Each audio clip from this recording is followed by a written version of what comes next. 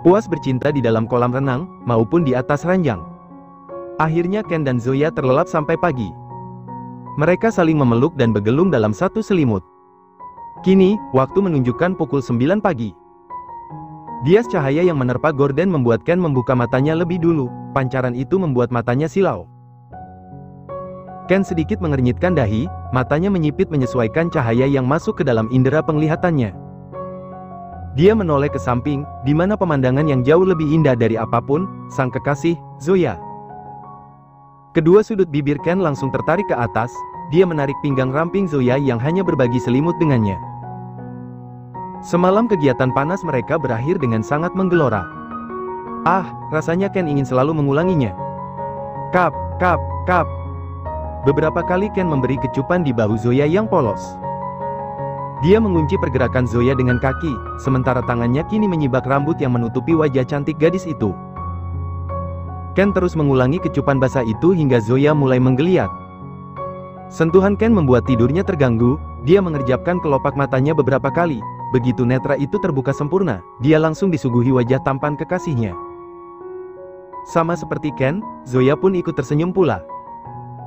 Dia menangkup satu sisi wajah Ken, dan menghadiahkan kecupan singkat di bibir pria matang itu.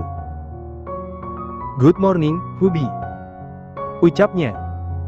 Membuat Ken tidak bisa untuk tidak merasa bahagia. "Morning too, baby. Kamu sudah pandai memanggilku seperti itu dalam waktu semalam. Artinya kamu harus mendapat hadiah." Ken berganti menangkup satu sisi wajah Zoya. Awalnya dia menggigit dagu gadis itu, dan menyesapnya. Namun, lama-kelamaan naik, dan membuat kedua bibir itu menyatu dengan sempurna.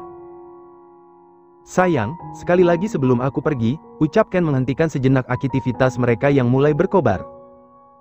"Pergi? Pergi kemana?" tanya Zoya dengan kening yang mengerit. Ken belum menjelaskan apa-apa tentang masalah pergi itu.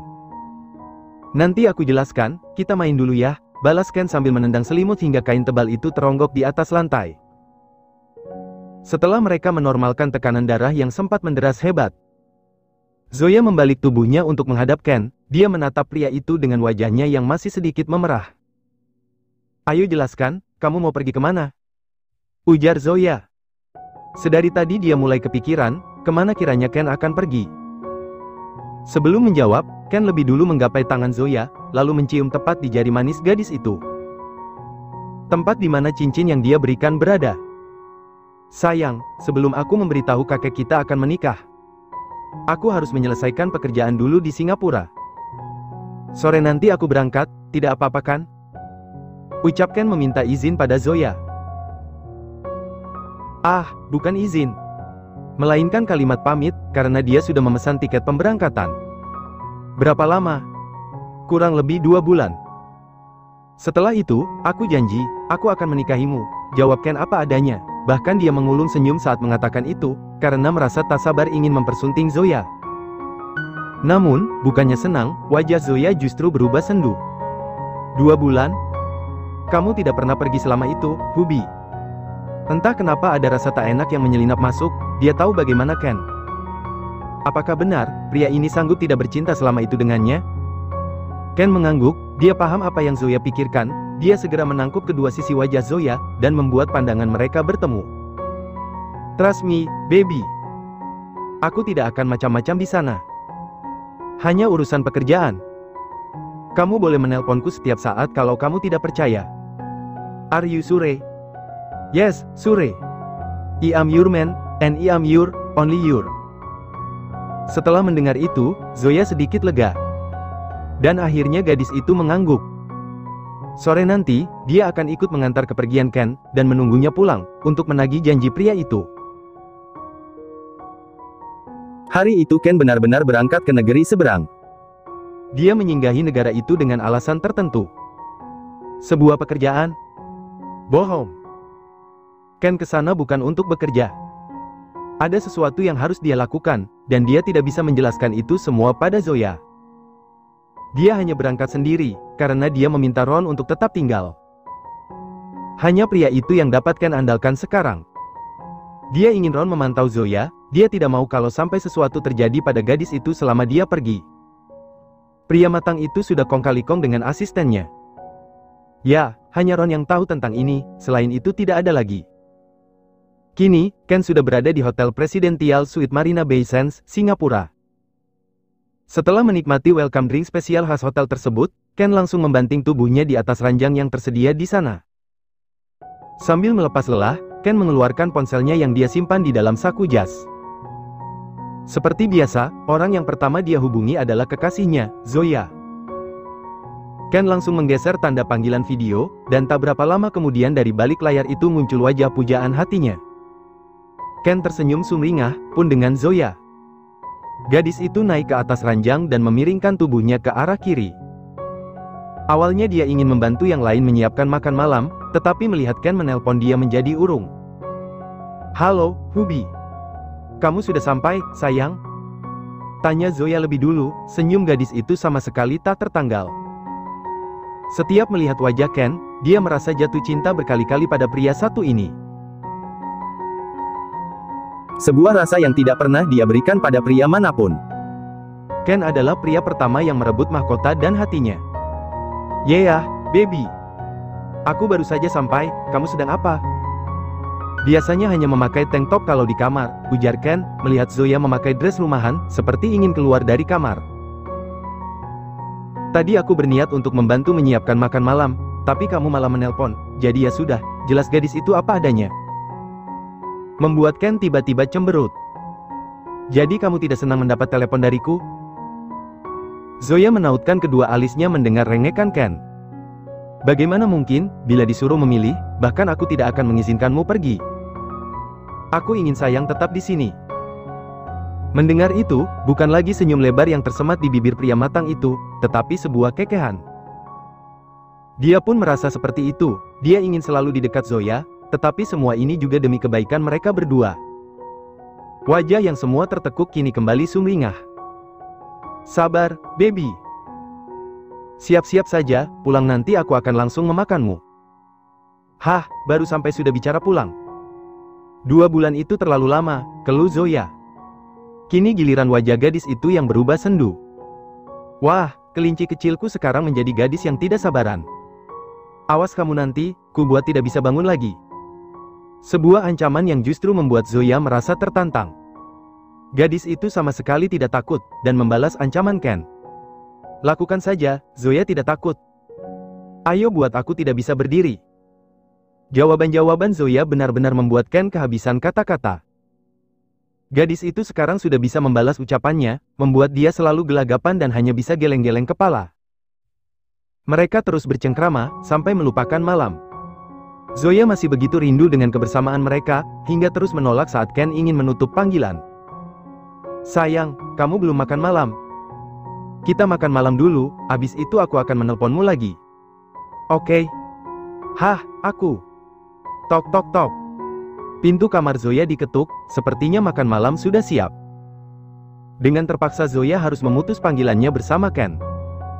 Bibir gadis itu mencebik, tetapi langsung tertarik kembali saat Ken memberikan kecupan dari balik layar itu. "Zoe, makan malam sudah siap, turun yuk," teriak Nora dari luar sana.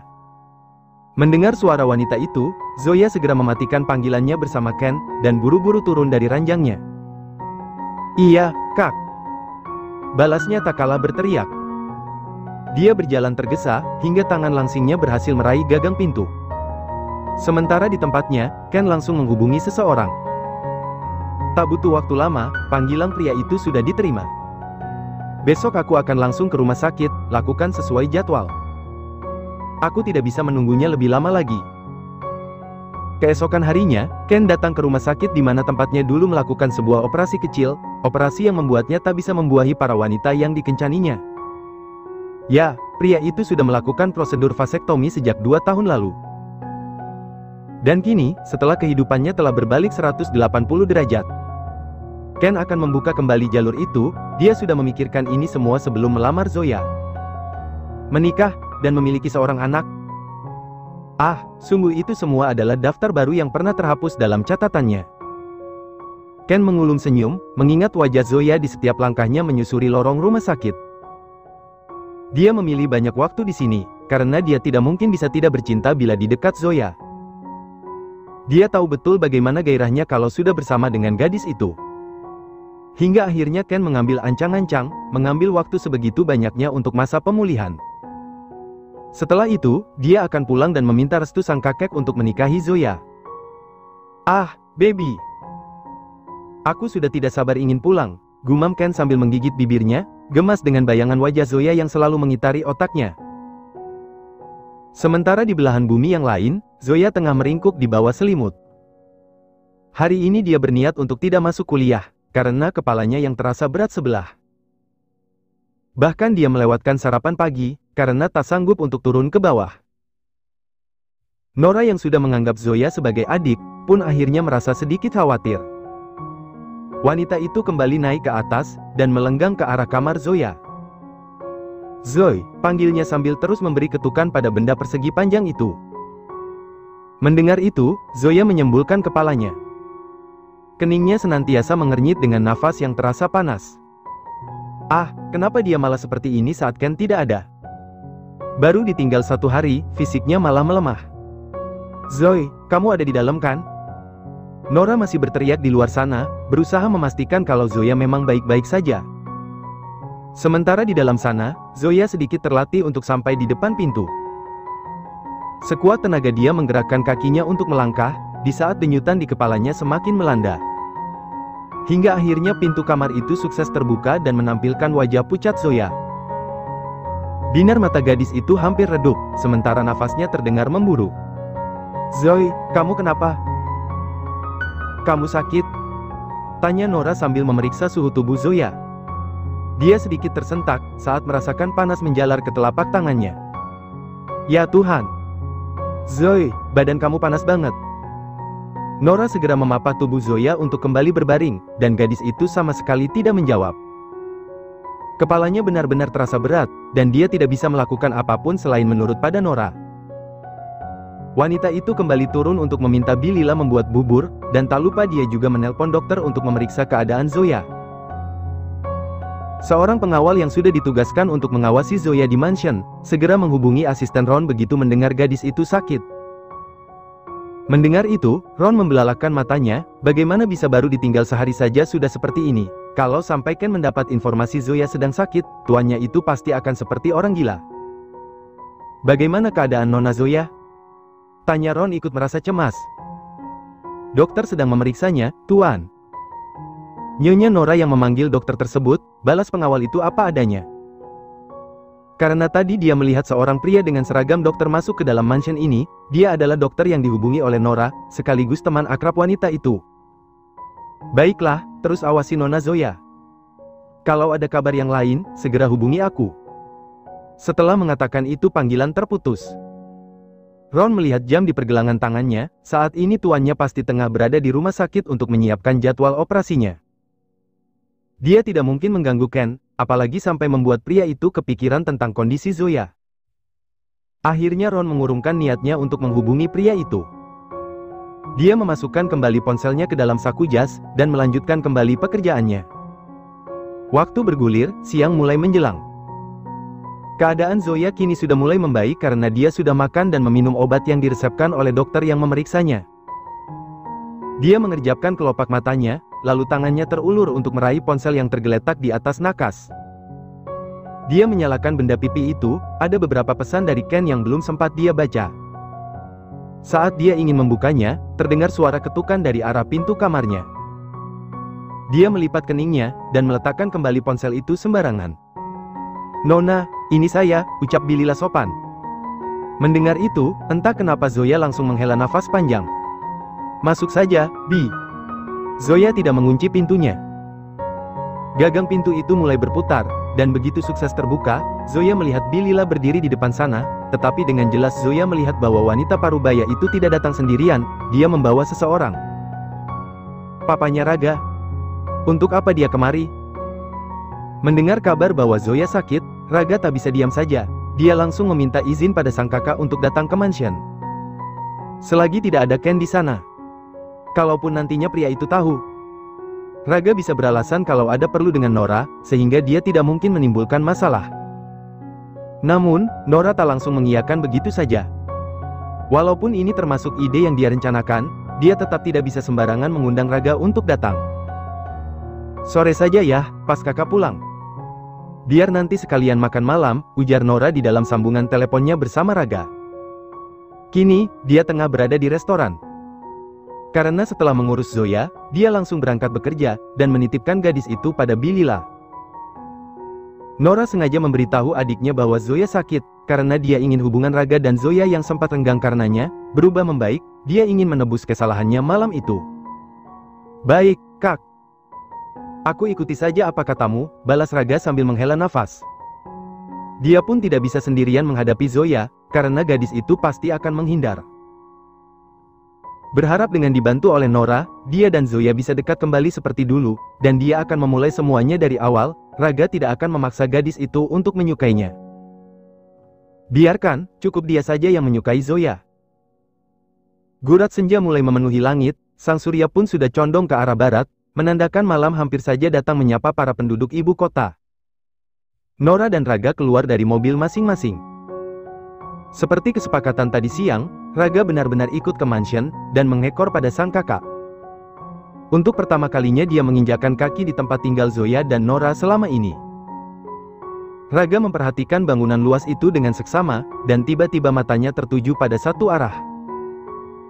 Dia sedikit mengulas senyum, saat melihat sebuah figura foto Zoya terpajang di salah satu meja. "Cantik," gumaman yang hanya terdengar oleh telinganya sendiri. Raga terus berdiri di sana hingga mendapat teguran dari Nora. "Ga, ayo," ajak Nora, saat melihat adiknya malah mematung. Seketika Raga tersadar, dia tersenyum canggung dan menggaruk tengkuknya yang tak gatal. Lantas dia kembali melangkah, mengikuti Nora yang sudah berjalan lebih dulu di depannya. Di sisi lain, pria yang ada di negeri seberang baru saja sampai di kamarnya. Setelah melakukan operasi, Ken banyak diminta untuk tidak melakukan ini dan itu sampai kondisinya benar-benar pulih. Dia sudah menghubungi Zoya sejak tadi siang, tetapi sampai sekarang belum ada balasan dari gadis cantik itu. Tiba-tiba hatinya gundah. Dia tahu bagaimana waktu Zoya, dia sudah sangat menghafalnya. Tidak akan mungkin tidak bisa untuk sekedar membalas pesan singkatnya. "Oh no. Where are you, baby?" gumam Ken, masih berusaha menghubungi Zoya. Bahkan Ron pun tidak memberikan laporan apa-apa padanya. Dan hal itu semakin membuatnya merasa cemas. Dadanya mulai bergemuruh, ada apa sebenarnya dengan gadisnya? "You are Chan Kaling."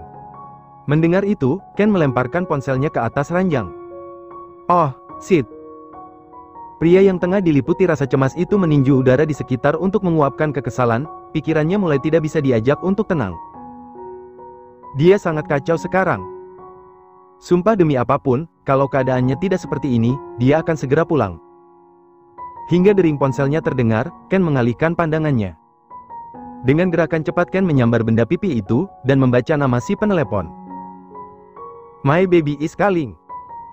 Ken menghela nafas panjang, dia sedikit merasa lega. Tanpa rasa sabar Ken segera mengangkat ibu jarinya untuk menggeser tombol hijau di layar, tetapi pada saat itu Zoya justru mematikan panggilannya. Kening pria matang itu mengernyit. Dia mencoba menghubungi Zoya kembali, tetapi nihil, karena tidak terhubung sama sekali. "Baby, come on. Jangan buat Daddy khawatir, sayang." Ken menggigit kepalan tangannya. Dan terus membuat sebuah panggilan pada ponsel Zoya. Hingga akhirnya pada panggilan ke-20 Ken menyerah. Dia mendesah kesal, lalu mencari nama lain yang sekiranya dapat memberikan sebuah informasi padanya. Ken menghubungi pengawal yang ditugaskan untuk mengawasi Zoya. Tak butuh waktu lama, pada dering kedua seseorang yang ada di ujung sana langsung menerima panggilannya. "Di mana dia?" tanya Ken tanpa basa-basi, bahkan suaranya terdengar tidak sabaran. Ingin segera tahu apa yang sedang Zoya lakukan. "Nona Zoya dan Nyonya Nora sedang makan malam, Tuan. Ada seorang pemuda juga di sini, dia datang bersama Nyonya tadi," jelas pengawal tersebut. Menyampaikan apa yang baru saja dia sampaikan pada asisten Ron. Baru mematikan panggilan pada pria itu, dia malah dihubungi langsung oleh sang tuan. Mendengar itu, Ken langsung tertegun. Dadanya kembali bergemuruh hebat. Tanpa bicara sepatah kata pun, Ken langsung mematikan panggilannya. "Bajingan cilik." Sekuat tenaga Ken menahan emosinya agar tidak meledak. Dia terus menepis pikiran-pikiran buruknya. Tidak. Tidak mungkin Zoya sedang macam-macam dengan bajingan cilik itu. Zoya hanya mencintainya. Ya, Zoya hanya mencintainya dan setia padanya. Itu yang harus dia percaya. Ken menarik nafas dan menghembuskannya secara perlahan. Pelan-pelan dia mencoba untuk tenang. Dan akhirnya ponsel yang dia genggam kembali bergetar, menampilkan nama sang asisten. Tanpa berpikir panjang, Ken langsung menerima panggilan itu. Mulutnya mulai gatal, siap untuk memaki pria yang ada di seberang sana. Hal! Brengsek! Kemana saja kamu, Ron? Kamu tidak melaporkan apapun tentang keadaan Zoya. Sebenarnya apa yang kamu kerjakan seharian ini, hah? Setan cilik itu bahkan datang ke mansion dan menemui gadisku. Kamu malah tidak bicara apa-apa. Seandainya aku tidak bertanya pada pengawal itu, aku mungkin tidak tahu. Sialan. Ken mulai memaki sang asisten yang dianggapnya tidak becus. Ah, bukan tidak becus sebenarnya. Ron hanya berpikir bagaimana resikonya jika dia mengatakan keadaan Zoya yang sesungguhnya. Ron menghela nafas, menerima semua makian yang keluar dari mulut Ken. Dia sudah terlalu kebal untuk itu, sehingga dia tidak menganggapnya benar-benar serius. Saat ini, Ken sedang emosi. Tuan, maafkan saya. Saya tidak bermaksud seperti itu. Pengawal tadi juga baru melaporkannya pada saya, dan saya berniat menelpon Anda. Tapi Anda ternyata sedang menghubungi pengawal itu, jelas Ron pelan-pelan. Kalau dia ikut marah-marah, sudah dipastikan tidak akan ada titik temu di antara keduanya. Sebagai bawahan yang sudah mengabdi bertahun-tahun pada Ken, Ron mengerti bagaimana sifat pria ini. Ken mendengus kasar. Ceritakan semua yang terjadi hari ini. Semuanya, tidak boleh ada yang ditutup-tutupi. Cetus pria itu. Bukannya lekas bercerita, Ron justru bertanya. Bagaimana dengan operasi Anda? Apa berjalan dengan lancar? Dan hal itu membuat Ken mengepalkan tangannya, dengan mata yang menungkik tajam. Bicara yang benar. Ada apa dengan Zoya hari ini? Kalau tidak, kucekik lehermu nanti. Ken menekan setiap kalimatnya. Memberitahu pada Ron bahwa dia tidak sedang main-main. Bahkan urat di dahinya sangat kentara, menandakan dia benar-benar butuh jawaban secepatnya. Di ujung sana, Ron kembali menelan ludahnya kasar. Dia harus siap untuk mendapatkan makian yang lebih banyak dari tuannya. Tapi tidak apa-apa, ini sudah tanggung jawabnya. Sekali lagi maafkan saya, Tuan. Aku tidak butuh maafmu. Cepat katakan. Potong pria yang semakin dilanda cemas itu. Dia semakin bergerak tidak sabaran, takut terjadi sesuatu dengan gadisnya. Tadi pagi, Nona Zoya sakit. Apa? Sakit? Ken kembali memotong dengan teriakan yang memekik telinga. Aaron. Sialan, kenapa tidak bilang dari awal padaku? Sakit apa dia? Apa sudah dibawa ke rumah sakit? Bagaimana kondisinya? Cepat katakan sialan. Dasar gila, kenapa tidak bicara padaku? Hah, Zoya sakit apa? Ken semakin dibuat frustasi mendengar wanita pujaannya tengah sakit. Otaknya tidak bisa diajak untuk berpikir waras, dia benar-benar tak bisa mengendalikan perasaan cemasnya. Di ujung sana ludah Ron terasa tercekat. Bagaimana dia bisa menjelaskan bila yang bertanya saja seperti ini? Baru membuka mulut, Ken kembali bicara, baru mau menjawab, Ken kembali memakinya. Dada Ken naik turun, seiring emosinya yang tak bisa diluapkan. Dia memejamkan mata sejenak. Mengusir pikiran-pikiran buruk yang bersarang di otaknya. Aku pulang sekarang. Putus Ken, dia benar-benar tidak bisa tinggal diam. Dia tidak bisa terus seperti ini jika seseorang yang ada di sana tidak baik-baik saja. Tuan, apa yang Anda bicarakan? Tetap di sana sampai Anda pulih. Nona Zoya sudah tidak apa-apa. Saya sengaja tidak memberitahu Anda, karena saya tahu apa akibatnya. Lihat, baru seperti ini saja Anda sudah berkeinginan untuk pulang. Bagaimana jika tadi pagi saya memberitahu Anda keadaan Nona yang sebenarnya? Benarkah Anda akan berhasil operasi? Saya pikir tidak. Jadi tetaplah di sana, biar di sini menjadi urusan saya. Semua ini untuk Anda dan Nona Zoya ke depannya, jadi jangan khawatirkan apapun. Tapi aku khawatir pada Zoya, Ron. Suara Ken mulai melemah dan sedikit merengek, mendengar ucapan Ron memang ada benarnya. Tetapi tak dipungkiri, dia tetap khawatir dengan gadis itu. Kalau begitu Anda bisa menghubunginya. Sebentar lagi dia pasti selesai makan malam. Di sana ada tuan muda Monaco, Nyonya Nora yang membawanya. Jangan sampai salah paham, atau semuanya akan memperburuk kondisimu, jelas Ron panjang lebar. Berharap otak waras Ken terbuka sedikit untuk mencerna ucapannya. Ken menghela nafas panjang, lalu menganggukkan kepala. Seolah seseorang yang ada di seberang sana tahu apa yang sedang dilakukannya. Lalu tanpa apapun lagi, dia mematikan panggilannya. Karena dia ingin menghubungi Zoya. Membuat Ron mengernyitkan dahi seketika, merasa tak habis pikir. Cih, tidak ada terima kasihnya.